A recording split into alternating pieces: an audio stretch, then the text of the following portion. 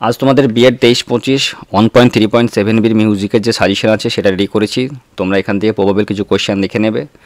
তোমরা Telegram group থেকে PDF collection করে নিতে পারো, বা তোমরা ইউটিউব থেকে কালেকশন করে নিতে পারো। ডেসক্রিপশানে ডিটেলস দেওয়া থাকবে।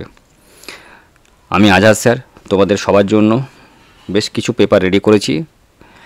কিছু বুকস আছে যেগুলো পাওয়া খুব মুশকিল, তাই সে রেসপেক্টে music, Arabic, commerce, economics, sociology, computer science বা নিউট্রিশনের পেপারও রেডি করা আছে, হিন্দি এবং ইংলিশ ভার্সন।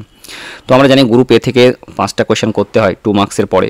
কোয়েশ্চেন নাম্বার 1, সঙ্গীতের উদ্গম কী, একটি উত্তম পাঠ্যপুস্তকের গুরুত্ব লিখুন। সঙ্গীতে ব্যবহৃত শিক্ষণ কৌশলগুলি প্রয়োগ করুন। সঙ্গীতে ক্লাসে বিভিন্ন যে বিতর্ক আয়োজন করা হয় সেগুলো সম্পর্কিত বলেছে। অনুকৃতি পাঠ কাকে বলে, কিভাবে একজন সঙ্গীত শিক্ষক নিজেকে পেশা দক্ষতা বৃদ্ধি করতে পারেন, এবং মূল্যায়ন কাকে বলে এবং তার প্রকারভেদ। ইন্টিগ্রেটেড টিচিং সব জায়গায় মোস্ট ইম্পর্টেন্ট। গ্রুপ বি থেকে তোমরা জানো তোমাদের 3টে কোয়েশ্চেন করতে হয়, 5 মার্কসে থাকে, 3×5=15। কোয়েশ্চেন নাম্বার 1, সঙ্গীতের ভালো পাঠ্যপুস্তকের 5টি গুরুত্বপূর্ণ বৈশিষ্ট্য। কোয়েশ্চেন নাম্বার 2, সঙ্গীত শিক্ষককে পেশাগত দক্ষতার মনোনয়ন সম্পর্কে আপনার মতামত আলোচনা করুন। কোয়েশ্চেন নাম্বার 3, মূল্যায়নের সংজ্ঞা দিন এবং এর প্রকারভেদগুলো লিখতে বলেছেন। কোয়েশ্চেন নাম্বার 4, প্রদর্শনী বলতে কী বোঝায়, কীভাবে শিক্ষক এই প্রদর্শনী ক্লাসে ব্যবহার করবেন। কোয়েশ্চেন নাম্বার 5, একজন ভালো শিক্ষণ নকশার গুরুত্ব বা গুণাগুণি লিখতে বলেছেন। কোয়েশ্চেন নাম্বার 6, অনুশিক্ষণ ও অনুপাঠের মধ্যে পার্থক্য।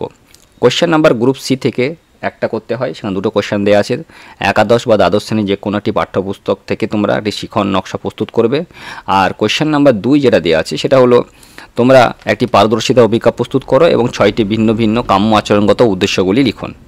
সবাই বেস্ট অফ লাক, ভালোভাবে পরীক্ষা দেবে, ঠান্ডাভাবে পরীক্ষা দেবে। এবারের পরীক্ষা 14ই মে। সবাই ভালোভাবে থেকো, সুস্থ থেকো, বেস্ট অফ লাক।